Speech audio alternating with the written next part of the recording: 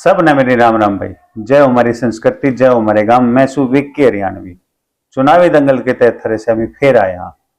यह हमारी दूसरी वीडियो है विश्लेषण की। हमारे गल हैं राजनीतिक विशेषज्ञ वीरेंद्र राठी जी। आपका बहुत बहुत स्वागत है जी हमारे चैनल। आपका भी बहुत बहुत धन्यवाद और आपके दर्शकों को मेरी तरफ से नमस्कार। राठी साहब, बहुत बढ़िया रिस्पॉन्स रहे अपनी जो वीडियो हमने रोहतक जो लोकसभा के ऊपर डाली है। ये पूरे हरियाणा का जिक्र कर ले हाँ कि टोटल 10 सीट में तय कौन सी पार्टी ने कितना फायदा होने लग रहा है। रोहतक हम क्लियर कर चुके हैं कि दीपेंद्र हुड्डा या मतलब कांग्रेस की जो है वो सीट पक्की माननी जाएगी। तो ये बाकी का हम जिक्र करें। पहले आप भिवानी की तरफ चला। भिवानी महेंद्रगढ़ सबसे हॉट सीट जो आज बन रही है रोहतक के बाद वो भिवानी महेंद्रगढ़ की सीट है। बिल्कुल। और भिवानी महेंद्रगढ़ में 2-3 नाटकीय घटनाक्रम इस चुनाव के दौरान देखने को मिले। पहला तो जो घटनाक्रम था वो यही था कि श्रुति चौधरी जी की वहां से टिकट कटी और राव दान सिंह जी को वो टिकट मिली। बिल्कुल। और कांग्रेस पार्टी ने एक बड़ा गेम वहां पे खेला कि 5 जो हल्के पड़ते थे वो भिवानी जिले के पड़ते थे, जो तकरीबन जाट बहुल इलाका था, और 4 हल्के पड़ते थे महेंद्रगढ़ डिस्ट्रिक्ट के। उन्होंने रावदान सिंह के ऊपर दाव खेला और रावदान सिंह कई बार के विधायक हैं महेंद्रगढ़ सीट से। उनकी एक अपनी इमेज है। प्रत्याशी कांग्रेस ने बड़े अच्छे दिए, लेकिन भाजपा के जो प्रत्याशी हैं 2 बार के लगातार सांसद हैं और तीसरी बार वो लोकसभा के चुनाव के लिए मैदान में हैं लगातार। पहले भी वैसे वो भिवानी से लड़ते रहे हैं जी। और कांटे का मुकाबला मैं उस सीट के ऊपर मान करके चल रहा हूँ। जहां तक कांग्रेस पार्टी की अंदरूनी कलह की बात है, नाराजगी की बात है, वो नाराजगी प्रकट की किरण चौधरी जी ने। राहुल गांधी जी के सामने भी जिस प्रकार के उनके इशारे हुए दान सिंह जी के और किरण चौधरी जी के, वो भी बहुत बड़ा संकेत एक तरह से था कि विरोध का है।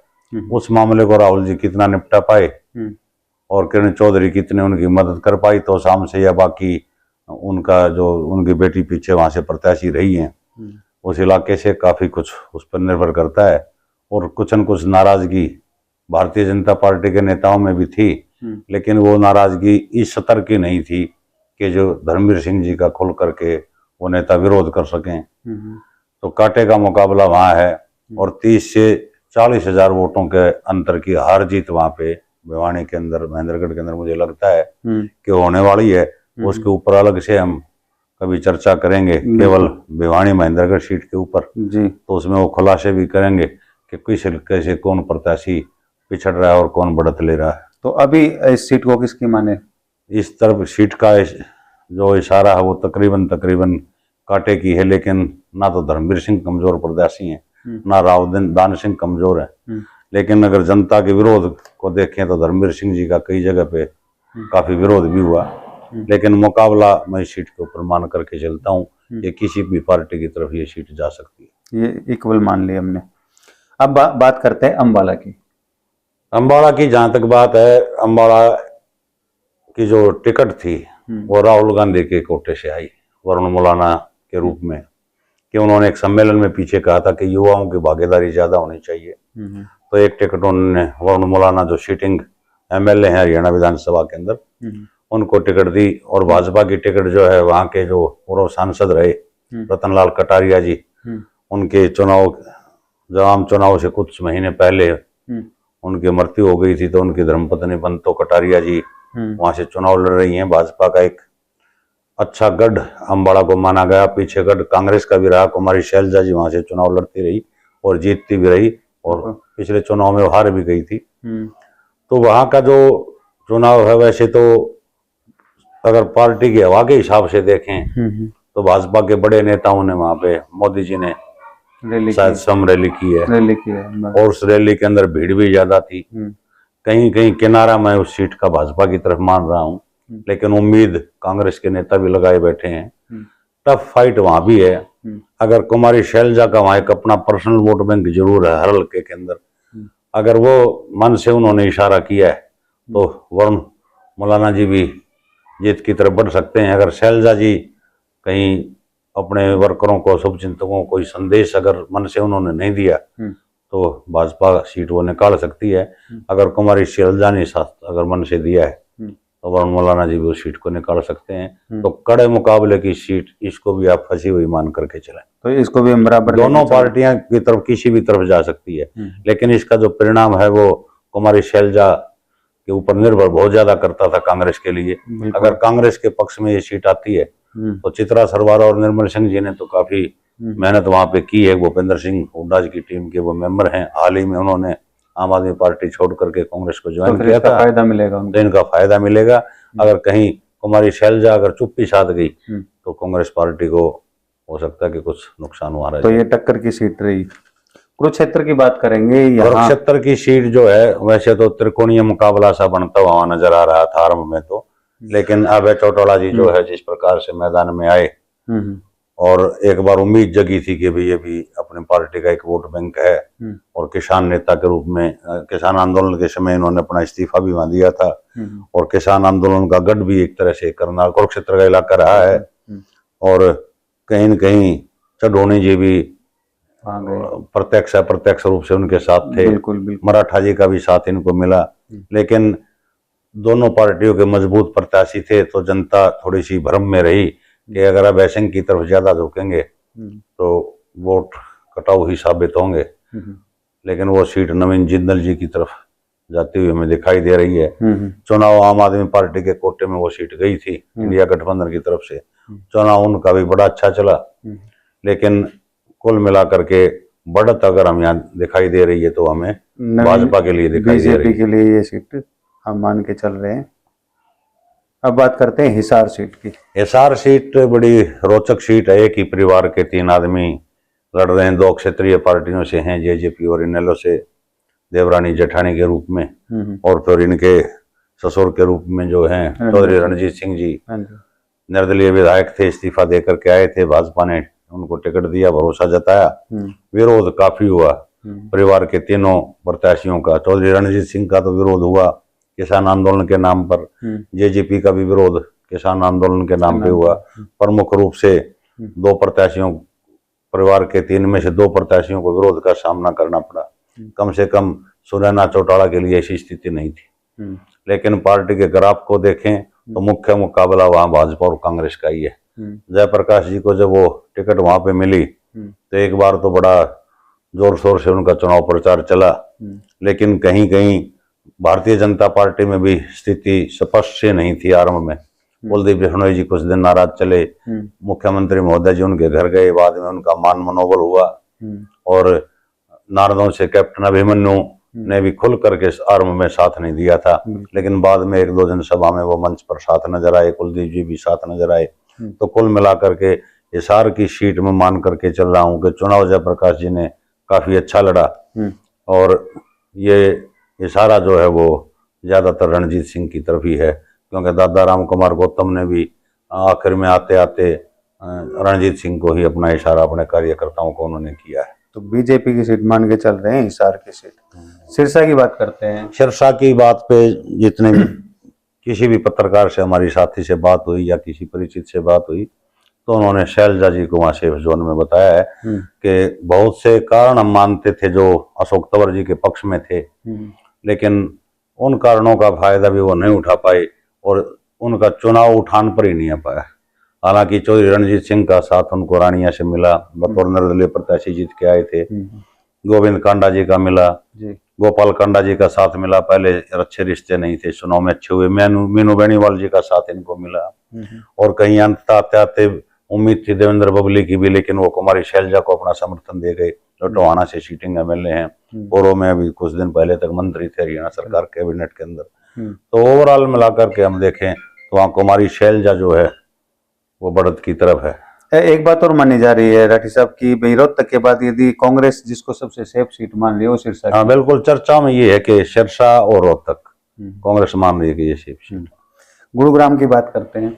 गुड़गांव सीट पे राज बब्बर जी ने चुनाव अच्छा लड़ा, कयास कई प्रकार के लड़े के, जो मेवात का इलाका था, नूह साइड का इलाका था, कि इसमें राज बब्बर जी ने बढ़त बनाई है, और निश्चित रूप से ये वोट बैंक भाजपा के खिलाफ ही ज्यादा पड़ता है। लेकिन इंद्रजीत जी को हम यहाँ एज दे रहे हैं, किनारा दे रहे हैं कि वो निश्चित रूप से इस सीट को निकालने में कामयाब हो जाएंगे, क्योंकि इंद्रजीत एक ऐसे नेता भारतीय जनता पार्टी के अंदर हैं जो ना केवल गुड़गांव के अंदर अपना प्रभाव रख रहे हैं, बल्कि साथ के साथ जो महेंद्रगढ़ भिवानी की सीट है उसके ऊपर भी उनका प्रभाव है, और जो इलाका कौशली का रोहतक पार्लियामेंट के अंदर भी लगता है वहाँ भी इनके इशारे से वोट पड़ती हैं। तो बड़े लीडर हैं तो अपने तो सीटें निकाल ही लेंगे, कोई इसमें दिक्कत वाली बात ज्यादा है। तो राव इंद्रजीत की बीजेपी की हम सीट मान के चल रहे हैं।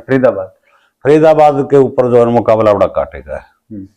पहले तो वहां भी थोड़ा सा कांग्रेस पार्टी के अंदर दुविधा सी की स्थिति बनी, कर्ण सिंह दलाल जी की टिकट कटी, हालांकि वो हुड्डा साहब के सीधे रिश्तेदार हैं, उन्होंने पंचायत बुलाई, पंचायत के अंदर फैसला हुआ कि आप इंडिपेंडेंट चुनाव मत लड़ना, उन्होंने पंचायत की बात को सिर माथे पर रखा और बाद में उन्होंने मदद की, दिल से मदद उन्होंने अगर की है।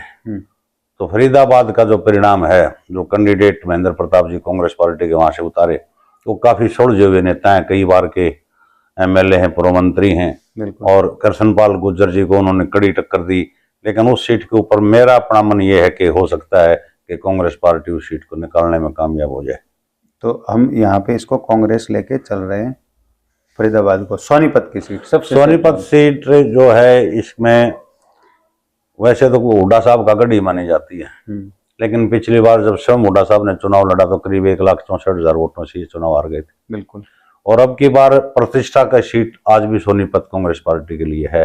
अगर आज की परिस्थिति में भी सोनीपत अगर कांग्रेस के हाथ से छटक जाती है तो ये कांग्रेस के लिए एक बहुत बड़ा झटका होगा। और प्रत्याशी जो है उनका प्रत्याशी का योगदान यह है, प्रत्याशी इन्होंने अच्छा दिया है, और 3 विधानसभा क्षेत्र पड़ते हैं इसके अंदर जींद जिले के, जिसमें आपका प्रॉपर जींद है, जुलाना है और सफेदों है। और जींद का जिले का लोग अगर ये मानता है तीनों हलकों का कि अब की बार हमारे जिले का मेंबर पार्लियामेंट बन सकता है, कांग्रेस पार्टी ने जो टिकट दी है, अगर वो थोड़ा सा साथ अच्छी तरह से दे देंगे डट करके, तो ये सीट कांग्रेस की मैं मान करके चल रहा हूँ। क्योंकि सोनीपत के अंदर कांग्रेस पार्टी का वोट बैंक ठीक ठाक है। जो 9 विधानसभा क्षेत्र सोनीपत पार्लियामेंट के अंदर पड़ते हैं उसमें 5 में सीटिंग विधायक जो है वो कांग्रेस पार्टी के हैं। तो सोनीपत में कांग्रेस वैसे मजबूत है, और जींद जिले का अगर साथ मिलता है तो कांग्रेस पार्टी के सतपाल ब्रह्मचारी मोहनलाल बड़ोली पर भारी पड़ सकते हैं। बिल्कुल। अब एक आखिरी जो हमारी सीट बची वो करनाल, जहां से हमारे पूर्व जो हैं मुख्यमंत्री खुद चुनाव लड़ रहे हैं। करनाल की सीट पूर्व मुख्यमंत्री मनोहर लाल जी चुनाव लड़ रहे हैं। वहां की स्थिति इस प्रकार से मैं मानता हूं, एक वहां प्रत्याशी है वीरेंद्र मराठा जी जो एनसीपी पार्टी से चुनाव लड़ रहे हैं। एनसीपी पार्टी वैसे देखा जाए तो इंडिया गठबंधन का हिस्सा देश के अंदर है, और मराठा जी ने शरद पवार जी के माध्यम से बड़ा जोर लगाया कांग्रेस के दरबार में कि या तो मुझे कांग्रेस के निशान पे पार्टी चुनाव लड़वा दे या एक गठबंधन के तहत ये सीट एनसीपी के कोटे में आ जाए। वो बात कहीं बनी नहीं। अगर वो बात बन जाती, वो इंडिया गठबंधन के प्रत्याशी के रूप में अगर मराठा जी मनोहर लाल खट्टर जी के सामने होते तो बड़ा रोचक ही मुकाबला होता, परिणाम कुछ भी निकल सकता था। क्योंकि मराठा जी का एक अपना परंपरागत वोट बैंक है, 5-4 चुनाव वो पहले हार भी चुके हैं, और एमपी का चुनाव वो पहले लड़ भी चुके हैं, और 2.25 लाख तक के करीब उन्होंने वोटें पाई थी। करीब 2.5 लाख वोटों के आसपास जो है वहाँ रोड मतदाता है, जिसको मराठा भी वो अपने नाम के साथ लिखते हैं। तो एक बार तो त्रिकोणीय चुनाव वहां भी चला था, और उन्होंने मुद्दा बनाया था बाहरी बनाम अपने का कि कांग्रेस के बुद्धि राजा जी और मनोहर लाल खट्टर जी बाहर से प्रत्याशी हैं, मैं यहाँ का लोकल कैंडिडेट हूँ। लेकिन वहाँ का वोटर जो है वो दुविधा में फंसा रहेगा कि मराठा जी की तरफ जाएं या बुद्धि राजा जी की तरफ जाएं। कंपेन बुद्धि राजा जी का भी अच्छा चला, मराठा जी का भी अच्छा चला, लेकिन जहां तक जीत की बात है मनोहर लाल खट्टर जी बिल्कुल सेफ जोन में है।